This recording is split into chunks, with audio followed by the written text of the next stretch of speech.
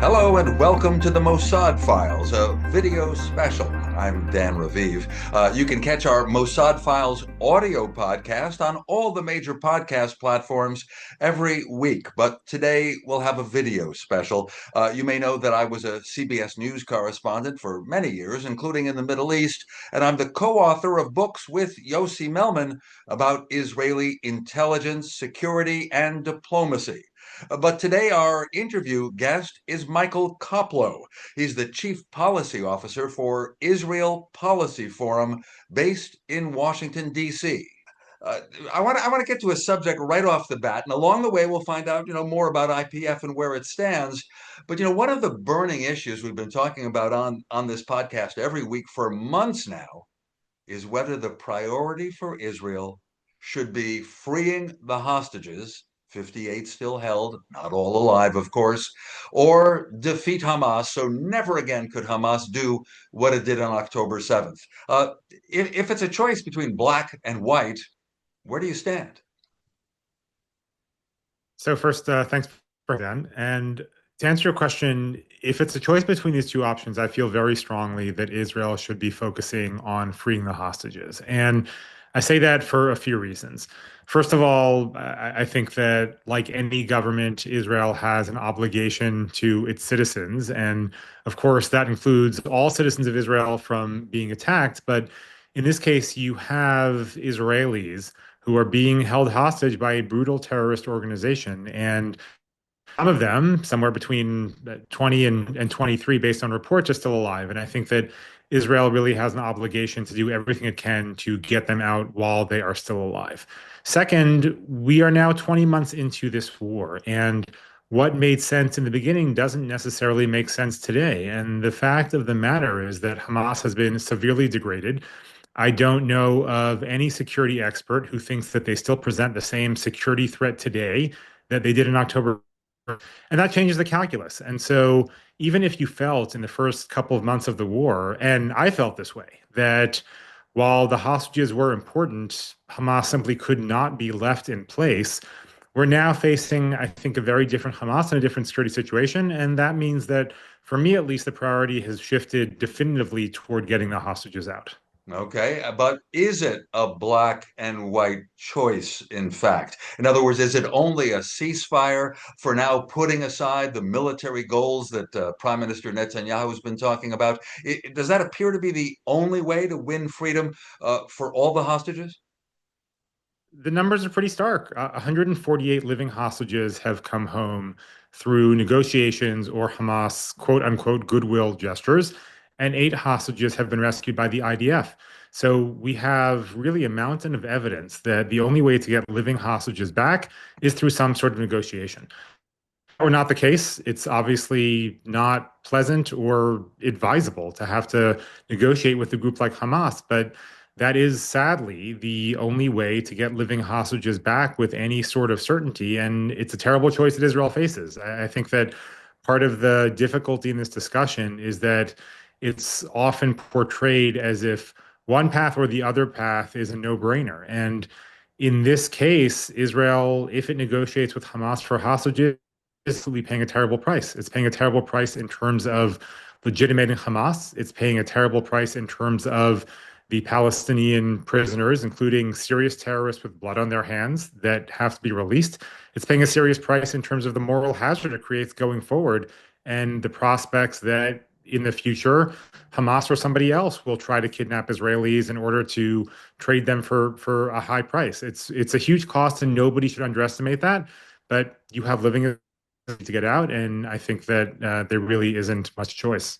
And knowing Israeli society as you do, perhaps more than any other country that we're really familiar with, it's in the Israeli culture, right? To leave no one behind. Even if there's one soldier, one citizen who was captured by an enemy country or terrorists, it was always the top story in Israel, the top effort for an Israeli government. So do you feel that October 7th was so shocking that even the usual priorities have somehow been set aside? I think that you're right to point to this as a priority in Israeli society. People who know the IDF well will have heard of the Hannibal Protocol, which is that if a soldier is kidnapped, the IDF is supposed to actually go so far as to make sure that the soldier is not kidnapped alive, because this idea of having living Israelis under captivity is so harsh and so terrible. And Israelis of all stripes know the names of Israeli soldiers who have been kidnapped in the past or have been shot down and held in captivity. People like Ran Arad. There's a reason that Gilad Shalit was such a big deal when he was held by Hamas up until 2011 for a period of, I think it was 6 years, 5 years. And so this has always been a priority for Israelis, the idea that you go and people back. And I don't think that that has changed within Israeli society. I think part of the reason that if is presented with a choice, getting hostages back now is also an imperative, is because 70% of Israelis reliably, in poll after poll for a year now, say that they prefer a deal that will get hostages back versus continuing to fight against Hamas. So when you take all of that into account, I think you see how important this is to Israeli society. Now, the Israeli government is a different story. And what we've seen from this Israeli government is that it pretty clearly prioritizes the fight against Hamas versus getting the hostages back. And as I said, I think that's a legitimate choice. I would never call it illegitimate, but I do think that it flies in the face of what the Israeli public wants. And I think it flies in the face of what Israeli society has wanted, not just since October 7th, but really, as you correctly point out, throughout Israeli history.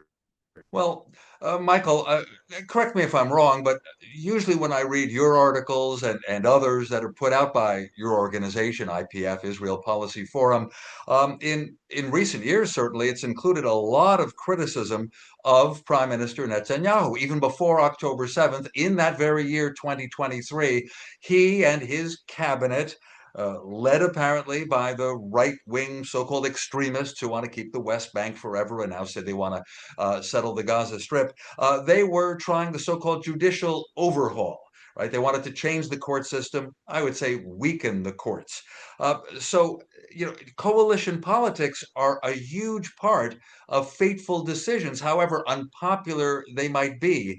So, as you analyze everything, and you might call for one thing, that the Netanyahu government put the fate of the hostages first. But let's be realistic. There are other problems facing the coalition. Just this week, we heard that on the issue of whether ultra-Orthodox Israelis should be forced to do military service or national service, right? Some members of the Netanyahu coalition might quit the coalition, thus forcing elections. So right? You look at Israel, it isn't just black and white, one choice or the other. What do you think is going on right now? Who does Netanyahu really have to keep within his fold? I think that Prime Minister Netanyahu now for a while has been prioritizing his political survival above most anything else. And I think that with the prosecution of the war and the issue of the hostages, you see it pretty clearly, because we all know that in order to stay in power, there are a number of people and parties he has to keep happy.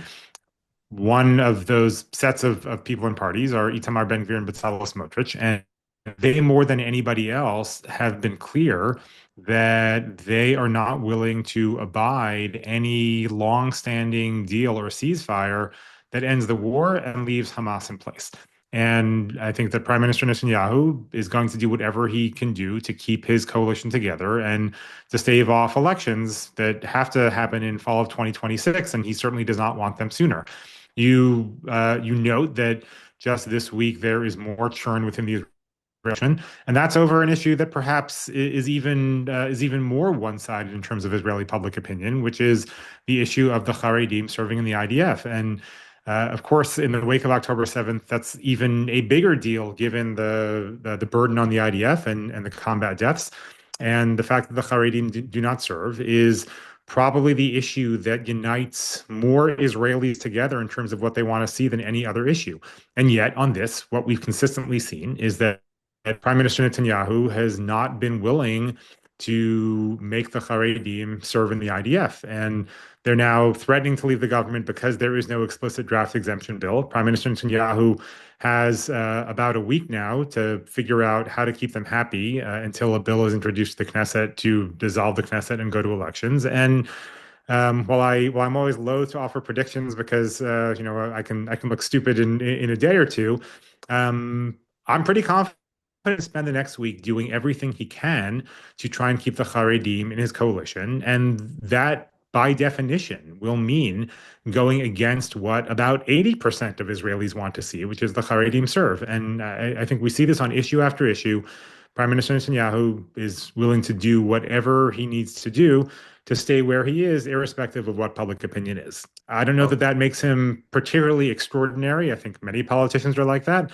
But in these instances, seeing it in the face of such overwhelming public opinion and in the wake of the greatest trauma that Israel has ever gone through. And so I think you have to look at it in a different light, as a result of those factors. Right. I wouldn't want anyone viewing this or hearing this to say that, oh, we forgot to mention that he's on trial for fraud, corruption, taking bribes. And so another reason he wants to remain as prime minister is it keeps the trial really slow. There's no official immunity, but it sure does slow down the trial. It's going on forever.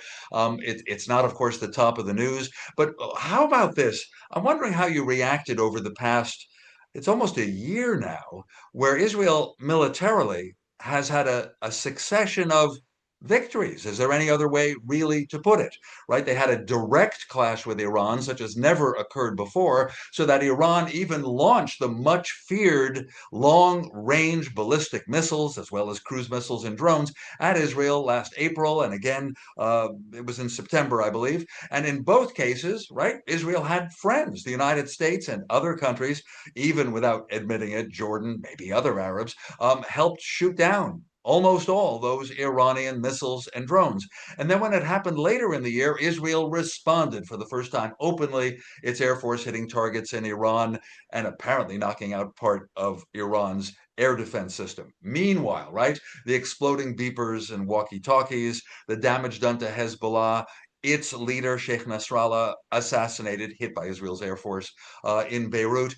Meanwhile, right, Syria's dictator Bashar Assad falls, not a direct result of Israeli action, but still, I mean, it's like Netanyahu does have a lot to boast about. And maybe it's a factor that if Israel was humiliated and the Israeli public felt very vulnerable just after October 7th of 2023, the Israeli public might be able to feel more normal now, willing to take some chances again, even living alongside a Hamas remnant in the Gaza Strip. Do you think that's a factor? So I think that it's probably difficult for Israelis to contemplate really living alongside Hamas, even despite the successes in the north. I think in this case, the issue really is more about the fact that they're living hostages. I think that if you did not have living hostages in Gaza, Israeli public opinion would be pretty unified in saying that Israel should keep on going and really finish the job against Hamas. But I think that bringing up the other fronts is important because I criticize Prime Minister Netanyahu a lot, but I think that if we're going to criticize him for the things that happened on his watch, we also have to give him credit for the things that happened on his watch. And it is absolutely true that while Israel, when it comes to Gaza, seems to be stuck in this endless loop, and I think that the Israeli government has badly mismanaged things on that front. Prime Minister Netanyahu has also presided over really some of the most impressive Israeli military operations in the country's history. And, we put these up against something like 1967 and the Six-Day War. I think that there's a good argument to be made that this is up there because if you spoke to Israeli security experts in the 15 or 20 years before the October 7th attacks, they would have almost all told you that the thing they were most worried about was Hezbollah in the north and their rocket arsenal and their ability to not only deter Israel from striking at Iran, but to do a huge amount of damage to Israel on its own. And Hezbollah still exists, but its leadership has been killed. Its rocket stores have been severely downgraded. The link between Hezbollah seems far more tenuous now than it was before. Syria under Bashar al-Assad does not exist anymore. Obviously, Israel did not take out the Syrian government, but a huge factor was the fact that Israel did degrade Hezbollah, which effectively had served as Assad's ground forces during the Syrian civil war. So, and as you note, Israel has also now taken out Iran's air defenses, and it has left Iran more exposed than it's been at any point in 2 or 3 decades. So these all happened under Netanyahu as well. And the same way that he's making decisions on the Gaza front, with which I disagree, he made decisions on all of these other fronts with regard to Lebanon and Iran in particular that were very bold. And he deserves credit for it. But I don't think that I spent a lot of time in Israel. I don't really detect among Israelis that the changed security situation for the better in the north is impacting the way they think it happens with Hamas and Gaza. I really think that Israelis are still living with deep trauma, and it's going to take a while for that to go away. And because you spend all that time in Israel, and personally, obviously, I have my contacts and I'm listening to the media a lot. Um, I feel that there's a level of depression. It's not clear what to do next. They were hit hard. Like I said, I think some of those military victories in the north made Israelis feel somewhat safer. People have moved back to northern Israel near Lebanon's border.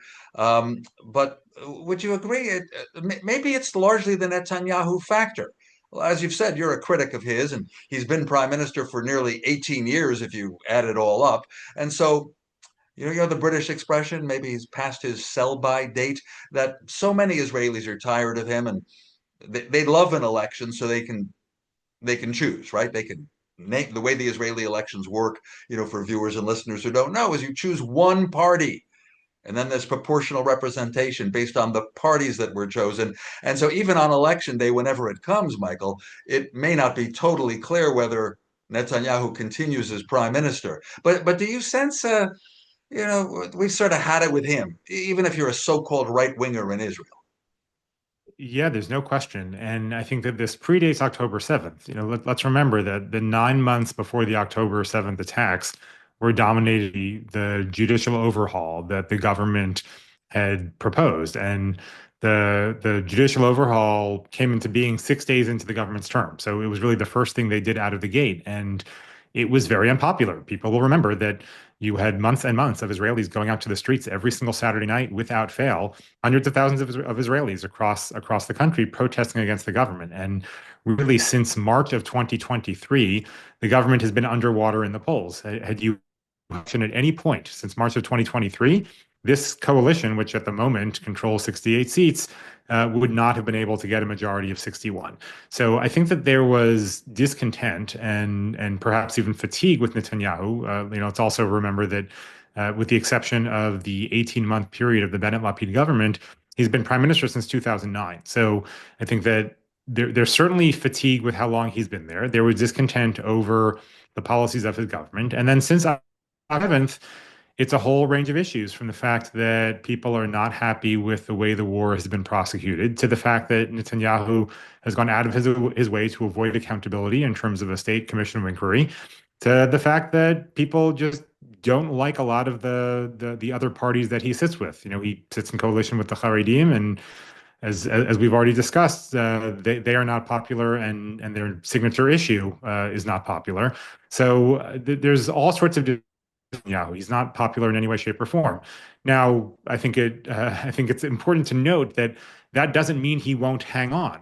We saw that cycle of 5 elections in a span of about 3 years, and what we know from those elections, something that had never happened before in Israeli history, is that if you have a deadlock, then the serving government continues until the next election. And so, even with how unpopular Netanyahu is, putting together coalitions is it's harder for the folks on the left and the center than it is for the folks on the right, because they basically start out at a disadvantage, given that the Arab parties are in the left of center camp. So If you're harder for them just to get to 60, harder for them to get to 61. And so, even if Netanyahu is deeply unpopular, the next group of people may not be able to dislodge him.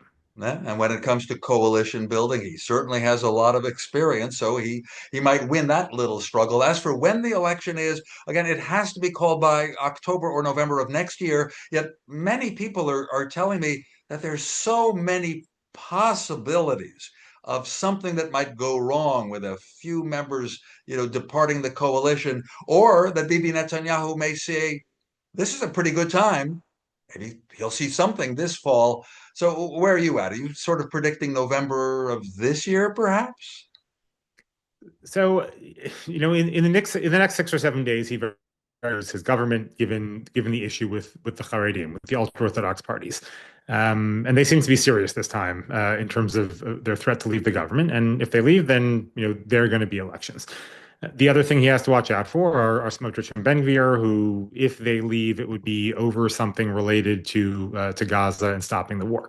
So those possibilities are out there. For my money, Netanyahu is the most successful politician. He is remarkable at keeping people in line. He's remarkable about promising exactly what he needs to promise to keep people in his government. He's better at putting together coalitions and keeping recalcitrant members in his coalition than certainly any other Israeli politician, and honestly, I think probably better than any other politician who walks the face of the earth. So I don't bet against him. I tend to think that he will call the election when it is most convenient for him. I think that's probably summer of 2026, a few months before the October-November drop dead date. But with all that said, if his government falls next week, given that he's really holding together with chicken wire, I won't be surprised. Right, but he would crank up an election really quickly. Hey, Michael, we are probably setting a record as the only podcast on earth to actually wait this long, more than 20 minutes before saying Donald Trump. Okay, there. Now we've said it, and it's always an issue, right? Because in Israeli politics, almost throughout, how the government gets along with the United States has been a big issue. Whether Israelis feel safe, whether in fact the military aid is safe, whether the relationship is good, political support. What do you think is going on lately? Because we could come up with a succession of steps that Trump has done that, well, he did it practically without informing Israel, certainly didn't listen to what Netanyahu would prefer. Among other things, there's stopping the U.S. airstrikes on the Houthis in Yemen, even as the Houthis keep launching long range missiles at Israel, as though Trump didn't care. We also, of course, opening the nuclear talks with Iran. That's a very big deal. And lifting all sanctions from the Shara new government in Damascus, Syria, which I don't think the Israelis are comfortable with. There. That's a lot of so-called daylight, right, between an Israeli leader and an American leader. Where do you think things are going? I think that Donald Trump is pretty easy to read because he's generally transparent in terms of what he wants. And what he wants are deals, and what he wants are things that will not place a huge burden on the United States. And what he wants are to be able to show that he's brought home victories, even if they're more illusory than anything else. And I think that he clearly takes great pride in delivering on things that he said he would do. And in most of these cases, he's pursuing things that he, during the campaign and since he's become president, has said he would do. He has been incredibly transparent now for years that he thinks he can get an Iranian nuclear deal, and he says it will be better than the one that he pulled out of. That part I don't see as being plausible, but he very clearly wants to deal with the Iranians, and he very clearly does not want to be involved in more fighting in the Middle East. And so, yeah, he's negotiating with the Iranians, even though that's not something that this Israeli government, or really, I think any plausible Israeli government, would be in favor of. He got a quick deal with the Houthis after spending a lot of time and a lot of money bombing them to little avail, and he was looking for a way out, and he got his way out. And the fact that it left the Houthis with a green light to keep on shooting ballistic missiles at Israel wasn't really a concern for him because he got what he out of it. And Okay, well, we got what similarly Raviv, with we got what Raviv and Koplow are noticing here. So, take a little pulse of the Israeli body politic. It's usually important for Israelis to feel that their relationship with Washington is excellent. I think the Israeli commentators are starting to feel as well that Trump is not in lockstep with Netanyahu. Oh, I think that Israeli commentators are freaking out over the last month or so. There was this idea that based on his first term, Donald Trump was the greatest friend that Israel ever had and the greatest friend that Israel ever would have. And I think that there are a lot of Israelis who are confused over what is going on in DC, and they don't understand why Trump is not taking what the Israeli government wants into account. And I don't think that that's going to change. I think that he'll take what Israel wants into account to the extent that Israel is already on the same page as he is, but he's not going to shift his views any, one iota. And I think that there are a lot of Israelis who are in for some unpleasant surprises that are coming down the road. Do you think there's much of a chance, or much of a danger, if you will, that Netanyahu would order an airstrike against Iran's nuclear facilities, even if Trump wouldn't agree? I don't. I think that the reports in the last few weeks about Israel being prepared for Iran, irrespective of what the United States wants, are a bluff. And I think we've seen this before. We've basically gone now through a 15-year period where there are constant reports about Israel getting ready to strike Iran. And I think that that's almost always aimed at trying to get the United States to shift course in some way, shape, or form. It's really hard for me to envision Prime Minister Netanyahu doing something like that, given that we're talking about President Trump. I think he's scared of President Trump politically. I think that he views him as unpredictable. He doesn't want to run into a problem with him like Zelensky did, or like the South Africans have. He just does not. He does not want an Oval Office scene akin to what we saw in those two instances. And so I don't think that he's going to strike Iran without a green light from the United States. And I'd also add that everything we know about Israeli capabilities suggests that for a strike to be genuinely effective, as opposed to simply setting the Iranians back a few months, to have the United States involved in terms of the bombs, in terms of the B-2 bombers themselves, in terms of the refueling planes. And so without the capability to really do what Israel wants to do, I don't think Netanyahu is going to order it without U.S. assent. Okay, and one last thing before we run out of time. What's your feeling about the nuclear talks from the signals we're getting? That the United States was and then wasn't, and then now maybe let the Iranians have some degree of uranium enrichment at home, within Iran. Iran is insisting on it. And of course, Trump really wants a deal. I think there could be a deal that allows the Iranians to continue some low-level enrichment. Do you? I agree entirely. I think that if there's going to be a deal, it's going to have to include some low level of Iranian uranium enrichment. Now, maybe that means that it'll be levels akin to or perhaps a little bit than what the JCPOA allowed. Maybe it means this idea that was floated this week about having some sort of consortium where there's enrichment taking place, not just for Iran, but for other countries as well. But I think that Iran is going to come out of this, if there's a deal, with some sort of nuclear program. And nobody should be surprised when that happens. Okay, a lot will be going on, and I thank you for this, well, intelligence snapshot. Michael Koplow, the Chief Policy Officer of Israel Policy Forum, IPF, to everything I read, is based in Washington, but I know you have members all over the United States and elsewhere, and there's just so much to read that comes from Michael Koplow of IPF. By the way, is the main website ipf.org? The main website is ipforum.org. ipforum.org. Thank you very much, Michael Koplow. I appreciate it. Thanks a lot, Dan. And that's it from the Mossad Files for this week. Thanks, Michael. I'll talk to you offline, as they say. I appreciate it. Yeah, thanks for having me. Really my pleasure. Please keep in mind you can hear the Mossad Files, our audio podcast, every week. It's on all the major podcast platforms. And if you don't mind, a quick word about a new book that I have out. It's not strictly about the Middle East. It's called The Quest for Significance. My co-author is a very senior professor of social psychology, Arya Kruglansky. So this book by Kruglansky and Raviv, called The Quest for Significance, it's about the human motivation that drives us all to make our lives matter. And yes, it impacts also leaders in the Middle East and Vladimir Putin. But we go into, well, almost all of human history, that motivation again, the quest for significance. significance. Thank you for watching, and until next time, I'm Dan Raviv.